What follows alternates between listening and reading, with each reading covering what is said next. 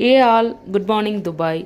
நம்ம இப்போ இருக்கிறது துபாய்ங்க. நாங்கள் கத்தாரில் இருந்து வந்துட்டோம். நேற்று நடந்த இன்சிடென்ட்டு நாங்கள் கத்தாரில் இருக்கோம் அப்படின்னு நினச்சிட்டு நிறைய பேர் மெசேஜ், அதுவும் இல்லாமல் ஃப்ரெண்ட்ஸ் வந்து காலையில் 2-3 பேர் கால், எங்கே இருக்க என்னாச்சு அப்படின்னு சொல்லிட்டு. ஸோ நாங்கள் இப்போ துபாயில் இருக்கோங்க. வீட்லேயும் வந்து பார்த்திங்கன்னா ஹஸ்பண்ட் முன்னாடி கிளம்பி வந்துட்டாங்க. நாங்கள் வந்து அதுக்கப்புறம் 2 வாரம் கத்தாரில் தனியாக இருந்தோம். ஸோ அதனால் வீட்டில் மாமனாருக்குமே வந்து சொல்லாததால் அவர் நியூஸ் பார்த்து கொஞ்சம் பயந்துட்டாங்க. அதே மாதிரி கத்தாரில் இருக்கிறவங்களும் எல்லாரும் சேஃபாக தான் இருக்காங்க. நிறைய ஃப்ரெண்ட்ஸுக்கு கால் பண்ணி கேட்டது, மெசேஜ்லேயும் வந்து எல்லாரும் சேஃபாக தான் இருக்கும் அப்படின்னாங்க.